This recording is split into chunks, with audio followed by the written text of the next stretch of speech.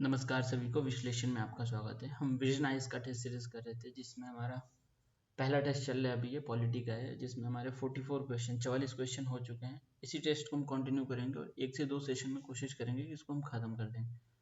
तो ये हमारा 4th सेशन है इस टेस्ट का। क्वेश्चन नंबर 45 आपकी स्क्रीन पे रहा, वर्ल्ड इकोनॉमिक सिचुएशन। और इस वीडियो का PDF आपको ग्रुप में मिल जाएगा और ग्रुप का लिंक आपको डिस्क्रिप्शन में मिल जाएगा। अगर आपको स्पीड धीरे लगे तो आप 1.25 या फिर 1.5 पे देख सकते हैं। तो चलिए हम शुरू करते हैं। Question number 45, world economic situation prospect is published by. देखो, इसको पब्लिश वर्ल्ड बैंक नहीं करता है। वर्ल्ड बैंक के ज़्यादातर जो रिपोर्ट है काफ़ी पॉपुलर है। IMF भी नहीं करता है इसको, वर्ल्ड इकोनॉमिक फोरम भी नहीं करता है इसको, करता है United nation department of economic and social affairs. तो ये इजी था, करंट में था, इसलिए ये इसको मतलब ऐसे डायरेक्ट अटेम्प्ट नहीं कर सकते। अगर नहीं आता है तो नहीं करना चाहिए, आता है तभी करना चाहिए। इसका कॉन्टेक्स्ट ये था कि भारत की इकोनॉमी प्रोजेक्टेड है ग्रो करने के लिए 6.5% के आसपास, तो उसी के संदर्भ में ये रिपोर्ट आया था। इसका एक्सप्लेनेशन देख लेते हैं, स्टैटिक से नहीं, करंट से क्वेश्चन। एक्सप्लेनेशन इसका 45 का भी ठीक है। ऐसे क्वेश्चन आपको आते हैं तभी अटेम्प्ट करने, नहीं आते हैं तो इसको छोड़ देना है।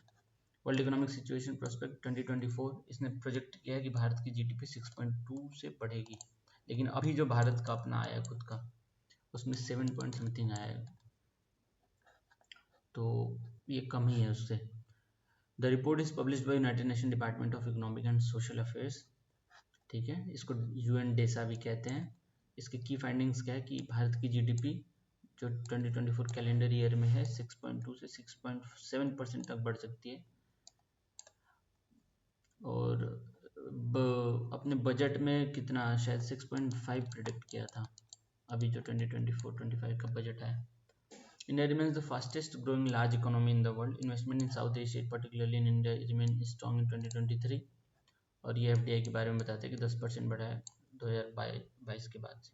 थर्ड हाईएस्ट होस्ट कंट्री था FDI का, और भारत में सबसे बड़ा FDI का इन्वेस्टर सिंगापुर है। अगले प्रश्न पे हम चलते हैं। इसमें दिया नहीं, वो सिंगापुर वाला है, इसमें मैंने बता दिया। और यूरोप से भारत में सबसे ज़्यादा शायद नेदरलैंड है। नहीं, नेदरलैंड को तो एक्सपोर्ट करते हैं, मैक्सिमम एक्सपोर्ट हमारा नेदरलैंड को होता है। अगले प्रश्न पे चलते हैं। Which of the following happened earliest in the process of state reorganisation after independence. देखो, स्टेट रीऑर्गेनाइजेशन के लिए 3 मेन कमेटी बनी थी। इसने इनडायरेक्टली क्रोनोलॉजिकल ऑर्डर ही पूछा है। इसके लिए मैं एक ट्रिक बता देता हूँ, थोड़ा ऑकवर्ड है लेकिन चलेगा। वो देखो, SK धर कमेटी सबसे पहले आई थी, उसके बाद आई थी JYP कमेटी, जवाहरलाल नेहरू और सरदार वल्लभ भाई पटेल, और P मतलब पट्टाभी सीतारामैया। और उसके बाद आया था फजल अली कमीशन, जिसमें आपका स्टेट ऑर्गेनाइजेशन है। ठीक है, तो इसका वो है ईयर है 1948, 1953 है। ये दोनों 1948 में ही आया था, ये 53 में आया था फजल अली वाला। तो इसको याद करने का तरीका मैं बताता हूँ। इसका SFJ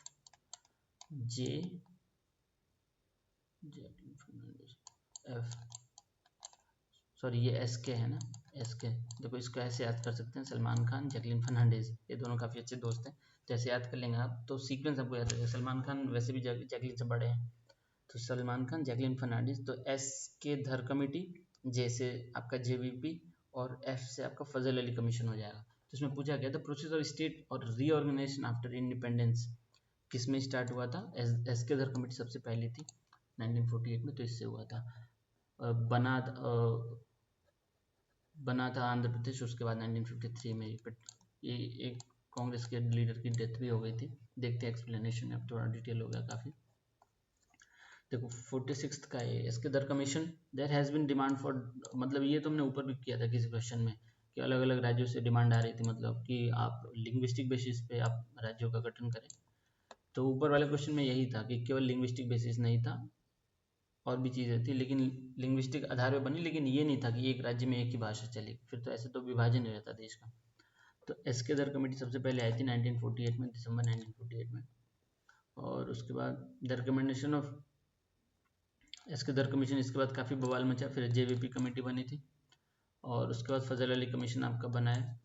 देखो, ये नाम अब याद रखना इंपॉर्टेंट है, JVP इन्हीं के नाम पे है, जवाहरलाल नेहरू, वल्लभ भाई पटेल और पट्टाभी सीतारामैया, तीनों लोग कांग्रेस के बड़े नेता थे शुरू में, आज़ादी के टाइम पे।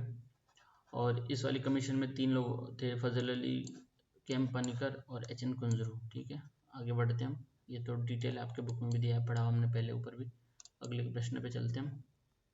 In the context of Indian polity, consider the following: absence of special privilege for any person, reasonable classification of persons, equality of treatment under equal circumstances। तो आर्टिकल 40 तो यही है कि सबको इक्वल ट्रीट करना होता है। तो इसमें से कौन सा होल्ड करता है, इंश्योर्ड करता है article 14, absence of special privileges for any person. हाँ ये भी ठीक है, किसी के लिए स्पेशल प्रिविलेजेस नहीं है, सबको बराबर है। रीजनेबल क्लासिफिकेशन ऑफ पर्सन, ये भी ठीक है, क्लासिफिकेशन होता है मतलब जैसा सिचुएशन है उस हिसाब से क्लासिफिकेशन होगा। Equality of treatment under equal circumstances, ये भी बिल्कुल ठीक है। आर्टिकल 40 इसी के बाद रिजर्वेशन आप कह सकते हैं आता है।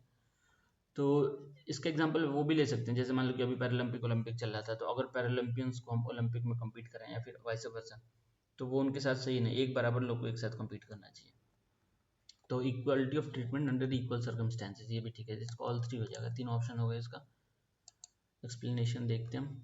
47 का सी, आर्टिकल 14 से state shall not deny any person equality before law, मतलब सबके लिए कानून बराबर रहेगा। कॉन्सेप्ट है इक्वलिटी बिफोर लॉ, ये ब्रिटिश कॉन्सेप्ट है, British equal protection of law has been taken from American constitution. अब देखते हैं सेकेंड कॉन्सेप्ट क्या है। ऑन द अदर कैनोनेट्स,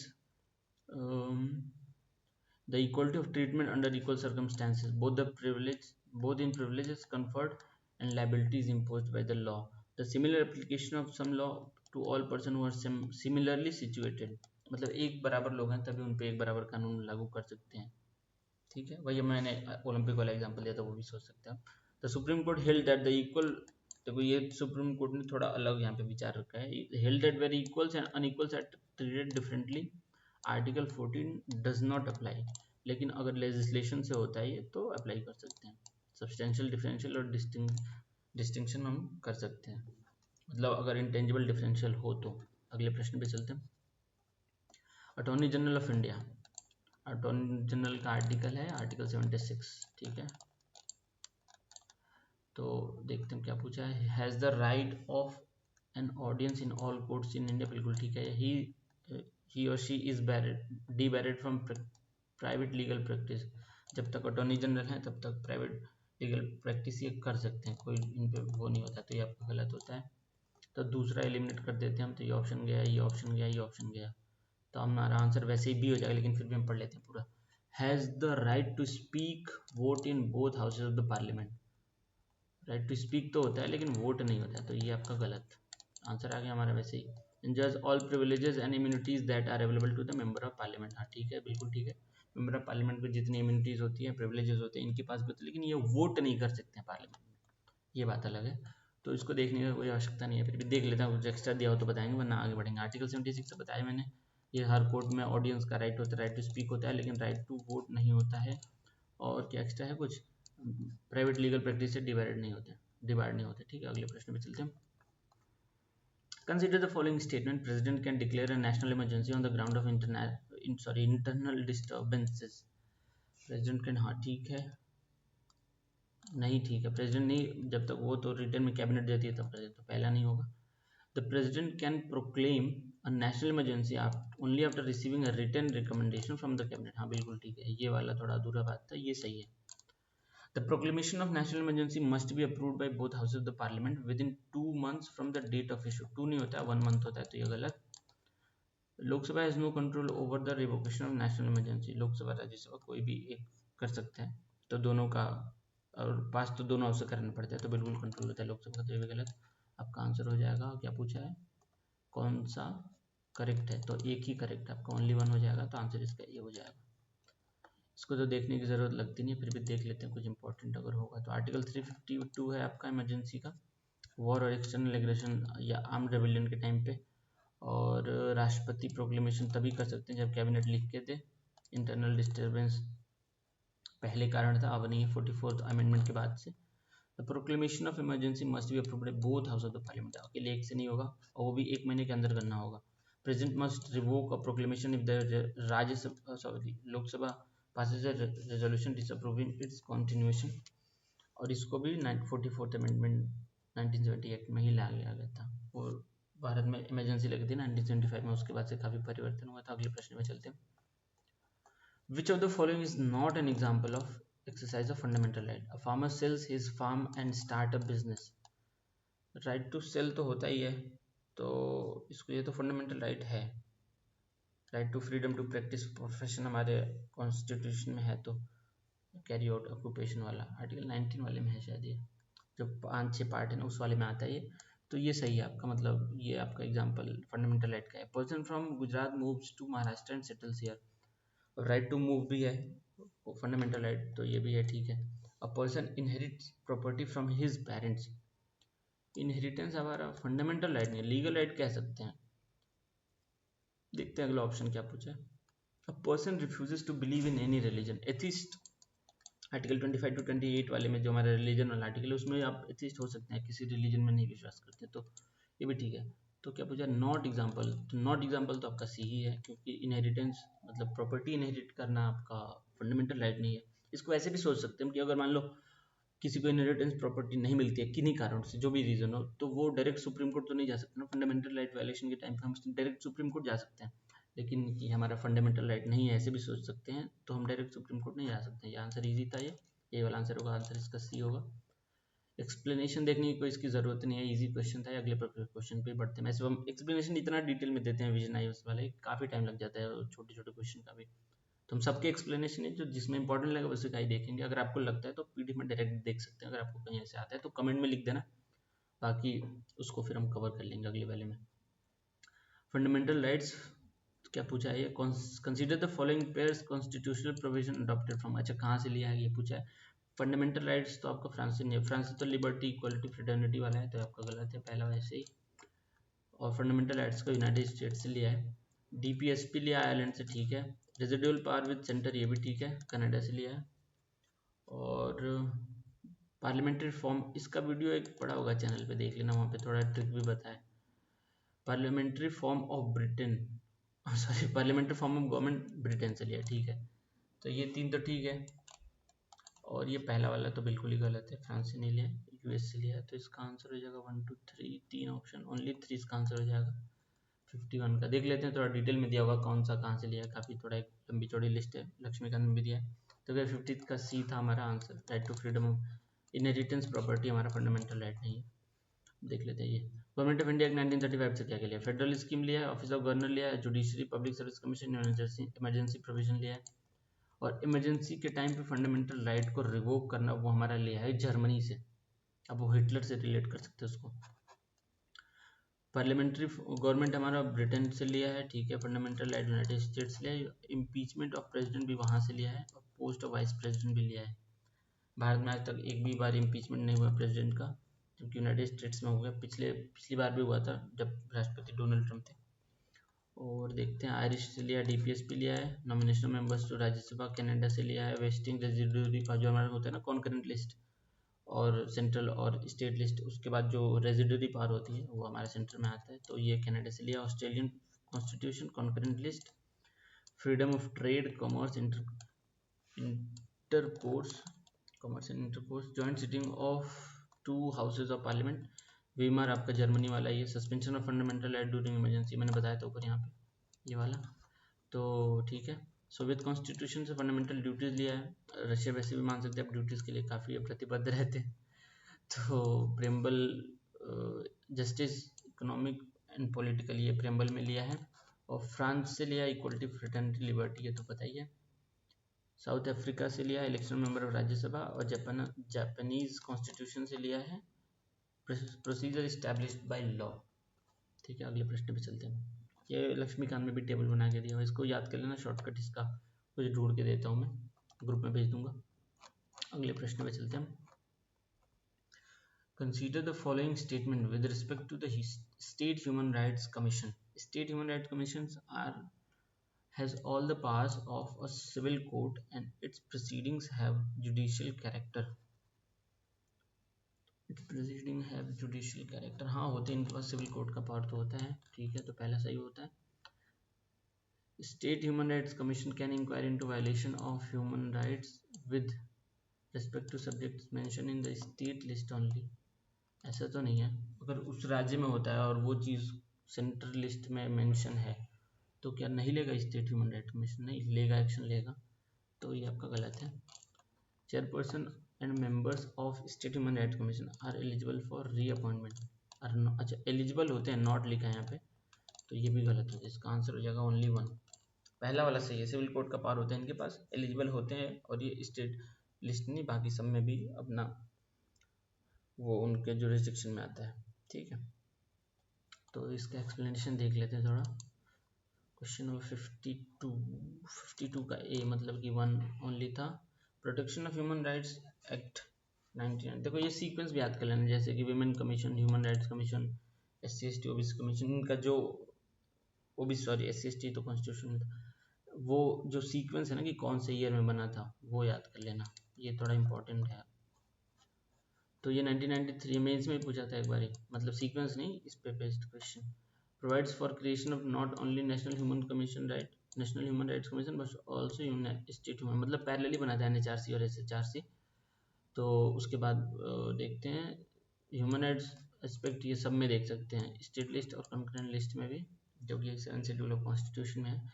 ये एलिजिबल होते हैं रीअपॉइंटमेंट के लिए, और क्या दिया है, इनके पास सिविल कोड का सभी पावर होता है। It may call for information or reports from the state government or any other authority subordinate thereto। अगले प्रश्न में चलते हैं। Consider the following statement with reference to the theory of basic structure of the constitution। Basic structure theory के बारे में पूछा है। It limits the authority of the parliament to amend the constitution। हाँ, बेसिक स्ट्रक्चर का काम यही था कि पार्लियामेंट कुछ भी ना करते, मतलब ऐसा कुछ भी नहीं करते, तो उन पर लिमिट लगा दिया है, तो ठीक है ये। और क्या पूछा है, the judiciary has the final authority to decide if an amendment violates the basic structure of the constitution। और judiciary की final होती है authority। It applies to all amendments since coming into the force of the constitution। नहीं, constitution तो हमारा 26 नवंबर 1949 को ही आया था, लेकिन ये बेसिक स्ट्रक्चर वाला जो डॉक्ट्रिन है ये आया था आपका 24 अप्रैल 1973, जब केशव भारती केस आया था 24 अप्रैल को। उसके बाद से जितने जजमेंट आएंगे, मतलब जितने कॉन्स्टिट्यूशनल अमेंडमेंट होंगे या कुछ भी होगा, वो बेसिक स्ट्रक्चर डॉक्ट्रिन पे खरा उतरना चाहिए। तो ये आपका गलत है, कॉन्स्टिट्यूशन के साथ नहीं, 1973 में हुआ था। तो ओनली टू आंसर इसका होना चाहिए, आई थिंक सो। आंसर देखते हैं इसका 53 का बी है। ठीक है, the judiciary advance the theory of basic structure in the famous case of Keshav Bharati case. इसमें ये था कि पार्लियामेंट कुछ भी नहीं कर सकती है, वो उस पर जुडिशियल रिव्यू होगा। बेसिक स्ट्रक्चर अगर वायलेट होता है, बेसिक स्ट्रक्चर का कोई एक डेफिनेशन नहीं है, बहुत लंबी चौड़ी लिस्ट है और वो बढ़ता ही रहता है, तो लिमिट लगा दिया कॉन्स्टिट्यूशन मतलब पार्लियामेंट पे कॉन्स्टिट्यूशनल अमेंडमेंट के लिए। ठीक है, और जुडिशरी ही फाइनल अथॉरिटी होती है कि बेसिक स्ट्रक्चर वायलेट हो रहा है कि नहीं हो रहा है, ये बताने के लिए। ये 1973 में आया था। देखो इसमें डेट नहीं दिया है, क्या डेट है 24 अप्रैल, उसी दिन सचिन तेंदुलकर का जन्मदिन भी होता है। और इन द पास्ट 4 डिकेट्स, ठीक है यार, ये तो कहानी लंबी चौड़ी दे रखा है इसमें, और कुछ है इंपॉर्टेंट। देखो वामन राव केस 1981 में Supreme Court adhered to the doctrine of basic structure and further clarified that it would allow the apply to the constitutional amendments enacted after April. देखो यहाँ पे डेट दे रखा है 24 अप्रैल 1973। केशव भारती का इस वाले जब हुआ था उसके बाद। केशव भारती अभी 2-3 साल पहले इनकी मृत्यु हुई है, केरला के थे। अगले प्रश्न में चलते हैं। अगला प्रश्न किधर गया भाई। Who among the following determines the qualification and the manner of the selection of the members of Finance Commission? Finance commission पे एक डिटेल वीडियो बनाया, इधर आई बटन पे आपको मिल जाएगा, मैं डाल दूंगा यहाँ पे लिंक, तो उस पर बाकी इसके कॉन्स्टिट्यूशनल प्रोविजन हैं, देख लेना वहाँ से। लेकिन अभी मैं बता देता हूँ, फाइनेंस कमीशन अभी भारत में 16 फाइनेंस कमीशन बन चुका है, जिसके अध्यक्ष डॉक्टर अरविंद पानगड़िया हैं। ये दिसंबर में बना था, और ये 16 फाइनेंस कमीशन है, ये याद रखना। तो पूछा गया इसमें कि कौन बनाता है क्वालिफिकेशन, मैनर ऑफ सिलेक्शन कौन डिटरमाइन करता है, तो पार्लियामेंट करती है, तो इजी है। कैबिनेट क्यों करेगा, सुप्रीम कोर्ट ऑफ इंडिया भी नहीं करेगा, प्रेसिडेंट भी नहीं करेगा। प्रेसिडेंट तो अपॉइंट करते हैं, लेकिन वो डिटरमाइन पार्लियामेंट करती है कि किस किस बेसिस पे होगा। तो इसका एक्सप्लेनेशन देखने की आवश्यकता नहीं। आर्टिकल नंबर है इसका 280 फाइनेंस कमीशन का, देख लेते हैं। कुछ दिया हो ऐसा कि जो नहीं पता हो तो फिर हम देखते हैं। तो इसमें 4 लोग और होते हैं, तो कोई मैंने बताना भूल गया था, वो वीडियो देख लेना, उसमें सब कुछ है, ये सब बताया मैंने डिटेल में, बिना मतलब टाइम वेस्ट होगा। आगे बढ़ते हैं। The fundamental duties were added to the Indian Constitution on the recommendation of which of the following commission? और कमिटीज, ये भी हमने क्वेश्चन ऊपर किया हुआ है, ये संतनम स्वर्ण सिंह कमेटी थी, ऊपर क्वेश्चन था शायद ये। तो सरकारी कमीशन तो स्टेट रिलेशन वाला है, ये भी वही है। एलएम सिंघवी कमेटी भी शायद स्टेट का ये याद नहीं आ रहा मुझे किसका है, लेकिन ये वाला इसका आंसर स्वर्ण सिंह कमेटी था। इन्होंने रिकमेंडेशन जो दिए थे उसमें से 10 को बनाया था फंडामेंटल ड्यूटी, और एक 86 अमेंडमेंट से ऐड किया था 2001 में, वो 6 साल से 14 साल के बच्चों को पढ़ाना गार्जियन को अनिवार्य कर दिया था। तो अभी फिलहाल में 11 है हमारे फंडामेंटल ड्यूटीज, ये 10 थे स्वर्ण सिंह कमेटी के रिकमेंडेशन के बाद। आर्टिकल 51A जोड़ा गया था कॉन्स्टिट्यूशन में, देख लेते हैं क्या कुछ दिया है इसमें। 42nd अमेंडमेंट 1976 में आपका स्वर्ण सिंह कमेटी को बनाया गया था, 10 आपके थे ओरिजिनली, और ये 51A ऐड किया गया था 86, ये सब मैंने बता दिया। ये 2001 मैंने बोला था, 2002 है, लेकिन 2001 में आया था, लेकिन पास शायद हुआ था 2002 में। अटल बिहारी जी की सरकार थी उस टाइम पे। अगले प्रश्न पे चलते हैं। Consider the following statement regarding the constitutional amendment bills. Constitutional amendment bills के संदर्भ में, ठीक है। अ bill amending the federal provision of the constitution should be ratified by the legislature of half the states by a simple majority. Bill amending the federal provision of the constitution, federal provision of the constitution should be ratified by the, तो ठीक है। Abolition, ये तो सही है, मतलब ऐसा कुछ प्रोविजन चेंज करें जिसमें फेडरल प्रोविजन चेंज होता है तो हाफ ऑफ स्टेट्स की कंसेंट चाहिए होती है। अबॉलिशन और creation of the legislative council in state require special majority in the parliament, नहीं ये गलत है, सिंपल मेजोरिटी चाहिए, तो आपका 1 हो जाएगा इसका आंसर। जैसे कि बॉर्डर, स्टेट का बॉर्डर चेंज करना है, नाम चेंज करना है, लेजिस्लेटिव काउंसिल बनाना है, तो ये समय सिंपल मेजोरिटी चाहिए होती है, तो इसका आंसर ए हो जाएगा। एक्सप्लेनेशन देखते हैं, थोड़ा मैं पानी पी लूँ, गला सूख गया मेरा।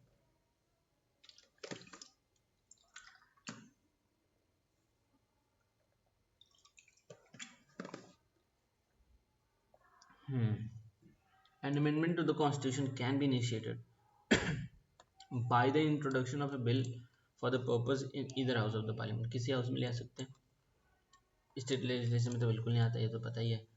If the bill seeks to amend the federal provision of the constitution sorry, it must be ratified by the legislature or half of the states by a simple majority। अगर ऐसा कुछ प्रावधान बदलता है जो कि फेडरल प्रोविजन को impact करे तो चाहिए होगा हमको हाफ स्टेट्स का कंसेंट, वरना नहीं चाहिए। जैसे कि आर्टिकल 368 के बाहर रखा है कुछ प्रोविजन, जैसे कि admission on establishment of new states, formation of new states, alteration of boundary, सब बताया मैंने अभी।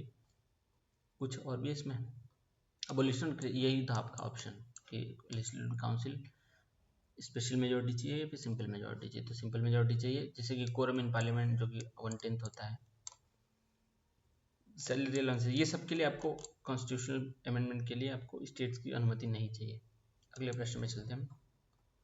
Consider the following statement regarding short selling. देखो शॉर्ट सेलिंग तो मतलब अभी काफ़ी न्यूज़ में था, हिंडनबर्ग वाली रिपोर्ट आई थी जब अडानी पे, तो इसके विषय में एक सीरीज आई थी, क्या नाम था उसका, स्कैम 1992, उसमें बड़ा बढ़िया से बताया था उसने, जो हर्षद मेहता बना था उसमें। तो इसको क्वेश्चन को करते हैं, फिर वो वाला क्लिप में सुना देता हूँ ताकि आपको एकदम क्लियर हो जाएगा क्या बात है। It involves selling of A stock not on at the time of trade, बिल्कुल सही है। एक काम करते हैं, मैं पहले सुनाई देता हूँ, फिर क्वेश्चन कर लेंगे, ईजी हो जाएगा, समझ में आ जाएगा। सेबी परमिट, ये देखो दोनों सही है, सेबी परमिट करता है रिटेल और इंस्टीट्यूशनल इन्वेस्टर में, तो आंसर हमारा दोनों है। वो क्लिप सुन लेते हैं, एक सेकंड रुको, मैं प्ले करता हूँ।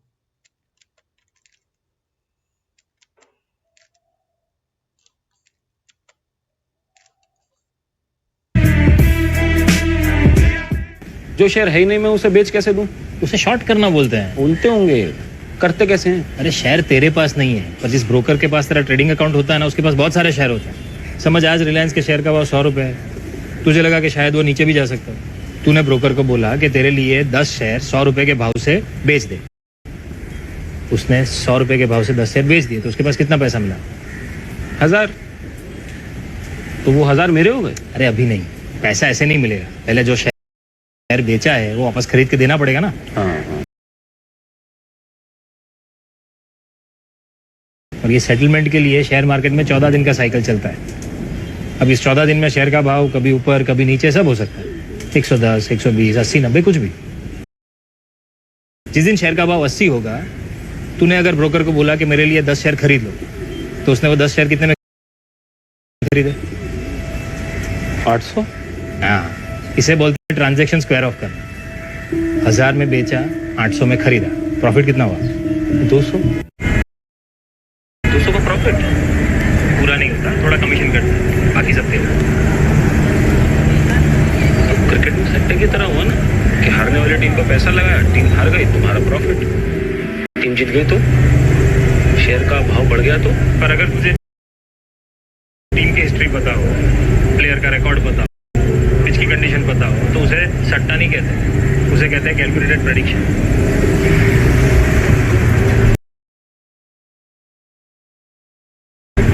कर लेगा ना? हर्षद के धंधे की धार भरोसा रख, अच्छों की कट जाती है इसके सामने।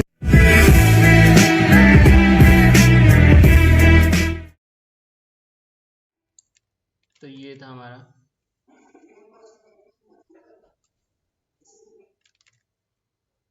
वो स्कैम 1992 से क्लिप। ये मतलब यहाँ पे बढ़िया समझाया हर्षद मेहता ने। तो अब अगला क्वेश्चन हम करते हैं, इसका एक्सप्लेनेशन देख लेते हैं। वैसे उससे बढ़िया नहीं समझाया होगा कितना विजन वालों ने। देखते क्या है। Supreme court directed centre and SEBI to investigate if Hindenburg report on short selling has cause harm to investors. देखो शॉर्ट सेलिंग मतलब यही होता है कि कोई शेयर जो आपके पास है नहीं, आपको लगता है कि इसके दाम बढ़ेंगे, तो आप पहले उसको बेच देते हैं, और जब घटते हैं तो उसको खरीद लेते हैं।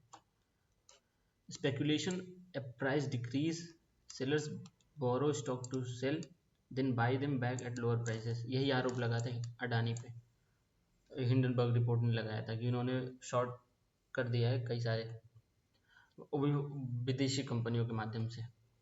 तो अगले प्रश्न पे हम चलते हैं। इसका बोथ 1 और 2 हो गया आंसर। अगला प्रश्न हमारा किधर है? क्वेश्चन नंबर 57 हमने कर लिया। Consider the following statement regarding the amendment procedure of the Indian constitution. A bill seeking to amend the constitution can be initiated in the state legislature. बिल्कुल गलत है ये। अच्छा ऐसे वाले ऑप्शन है, फिर तो पूरा पढ़ना पड़ेगा, नहीं तो एलिमिनेट करने का सोच रहा था मैं। A private member can initiate a constitutional amendment bill. Private member can initiate, हाँ ठीक है, ऐसे तो कोई रोकथाम है नहीं। Each member of the parliament must pass the each house of the parliament must pass the constitutional amendment bill separately। बिल्कुल ठीक है ये, क्योंकि आप कॉन्स्टिट्यूशनल अमेंडमेंट बिल के लिए जॉइंट पार्लियामेंट सिटिंग नहीं बुला सकते, तो अलग से ही पास करना पड़ेगा दोनों को। तो ओनली 2 हो जाएगा इसका आंसर। एक्सप्लेनेशन देखते हैं अब हम। एक्सप्लेनेशन में क्या दिया है? आर्टिकल 368 में मेंशन है स्टेट लेजिस्लेचर नहीं कर सकती है, प्रेसिडेंट की परमिशन लेनी पड़ती है पहले, प्राइवेट मेंबर भी कर सकते हैं। एक सेकंड, प्रेसिडेंट की परमिशन नहीं लेनी होती है। A bill can be introduce either by the minister or by private member and does not require prior permission to the president. Pass करने के बाद भेजना होता है प्रेसिडेंट के पास। A bill must be passed in each house of the by special majority, मतलब कि 2/3 of the member house present and voting. Each house must pass the bill separately. इसके लिए जॉइंट सिटिंग नहीं बुला सकते, तो यहाँ पे यही इंपॉर्टेंट है। अब हम आगे बढ़ते हैं, इतना लंबा कहानी नहीं पढ़ेंगे। तो इसका दूसरा आंसर रहता है, 1-2 क्वेश्चन और करके फिर हम बंद करेंगे। विद रेफरेंस टू अगले एक सेशन में इसको हम खत्म कर देंगे। 40 क्वेश्चन है ना, 40 क्वेश्चन, 59 पे हम 1-2 क्वेश्चन और करेंगे तो 40 बच जाएंगे, अगले में खत्म हो जाएगा। With reference to direct to mobile technology, consider the following statement. It does not require internet connectivity to stream TV content directly to a mobile. हाँ, ये सरकार अभी इस पे विचार कर रही थी, मतलब कुछ टाइम पहले न्यूज़ में था ये कि जैसे कि टीवी में हम एंटीना का यूज़ करके बिना किसी सब्सक्रिप्शन, बिना किसी चीज़ के सीधे डायरेक्ट में टीवी में स्ट्रीम करा लेते हैं, प्ले कर लेते हैं, वैसे मोबाइल में भी होना चाहिए, बिना इंटरनेट के टीवी चल जाए। तो ये कोशिश कर रहे हैं, तो ये इंटरनेट कनेक्टिविटी की आवश्यकता नहीं होती है। It is compatible with all types of mobile networks generation including 2G and 3G। नहीं, 2G 3G वाला नहीं है, 5G बेस्ड था, और तभी तो टीवी चल पाया। 2G 3G पे तो नहीं चल पाएगा। तो इसका आंसर 1 ओनली हो जाएगा। सरकार कोशिश में है। इसका एक्सप्लेनेशन देखते हैं हम। 59 का है, डायरेक्ट टू मोबाइल वही है जैसे कि हम FM सुनते हैं ना, उसी से संबंधित, उसी से रिलेट कर सकते हैं इसको हम। तो इसका स्टैंडर्ड होता है ATSC 3.0। किसके साथ मिलके किया है ये? IIT कानपुर के साथ मिलके किया है 2022 में। और क्या इसमें है कुछ, ब्रॉडबैंड और ब्रॉडकास्ट को कंबाइन कर, ब्रॉडबैंड हमारा इंटरनेट और ब्रॉडकास्ट आपका टीवी वाला है, तो दोनों को कंबाइन कर देगा, टीवी आपका मोबाइल पे चलेगा, लेकिन अभी तक हुआ नहीं है, देखते कब तक होता है। एफएम रेडियो के जैसे इसको मान सकते हैं, जैसे उसमें ईयरफोन लगा के एंटीना का काम करते हैं ना, वैसे ही कुछ कुछ। अगला प्रश्न आपकी स्क्रीन पे रहा, जो कि हमारा आज का लास्ट भी क्वेश्चन होगा। कंसीडर द फॉलोइंग स्टेटमेंट, आज का मतलब ये सेशन का, आज एक और सेशन शायद मैं कर लूँ क्योंकि आज संडे है और अभी 12 बज रहे हैं। Consider the following statement regarding the charter act of 1833, it deprived the legislative powers of the governor of Bombay and Madras. ठीक है, सब कलकत्ता वाले बंगाल वाले को दे दिया था, तो ये ठीक है। It ended both the commercial and administrative activities of the east India company. नहीं, केवल इसका कमर्शियल काम बंद किया था, एडमिनिस्ट्रेटिव नहीं बंद किया था। एडमिनिस्ट्रेटिव वो सब बंद हुआ था 57 वाली क्रांति के बाद, जब क्राउन को ट्रांसफर, जब क्या कहते हैं government of good governance of India act ले आए थे ना लोग 1858 में, क्रांति के बाद, तो उसके बाद ट्रांसफ़र किया था क्राउन को, उसके पहले तो एडमिनिस्ट्रेटिव कैपेसिटी नहीं की पाती, तो ये गलत है। It introduce for the first time local representation in the Indian central legislative council, ये भी गलत है। आपका ये 1853 में आया था, 1853 में, जो क्रांति से पहले हुआ था अमेंडमेंट, तो ये गलत है। उसमें 4 जगह के लिए ले आए थे ना ये लोग, कौन कौन सा था, 4 जगह के लिए ले आए थे, देखते हैं नाम एक्सप्लेनेशन दिया होगा, तो आपका इसका आंसर 1 ओनली हो जाएगा। यही लास्ट क्वेश्चन है, आंसर इसका यही है। चार्टर एक्ट ऑफ 1833 ये first step towards centralization in British India था। It made the governor general of Bengal as the governor general of India, William Bentinck को बनाया था उस टाइम पे। और it deprived the governors of Bombay and Madras of the legislative power, सब शक्तियाँ दे दी उस चीज़ को, कलकत्ता वाले जो गवर्नर जनरल बंगाल बन गए थे। It ended the activities of East India company as a commercial body, purely administrative body हो गई थी यहाँ पे, और ये in name of his majesty के नाम पे इसमें टेरिटरी बना दिया भारत को, कुछ लेना ना देना, लेकिन बताओ। The Charter Act of 1833 attempted to introduce a system of open competition for selection of civil servants, मतलब यहाँ पे ICS जो इंडियन सिविल सर्विसेज होते थे उसकी भारतीयों के लिए भी ओपन कंपटीशन कर दिया था। और भी है कुछ इसमें important article, charter act of 1853 introduce for the first time local representation, देखो 53 में आया था ये, 1833 में नहीं, 1853 में आया था ये। 6 new legislative members governor general council बनाए थे, 4 मेंबर लोकल थे जो बॉम्बे, बंगाल और आगरा से। हाँ, ये आगरा याद आ रहा था, बाकी ये नहीं याद आ रहा था मुझे, बॉम्बे, बंगाल, मद्रास, बम्बा, BAMBA, ठीक है। तो यहीं पे हम इस सेशन ये वाला बंद करते हैं। अगर आपको सही लगा तो लाइक शेयर सब्सक्राइब कर लेना। बाकी आगे में हम कोशिश करेंगे कि एक सेशन और लेना पड़े, ये टेस्ट खत्म हो, काफ़ी लंबा टाइम खींच गया है। Thank you very much for watching.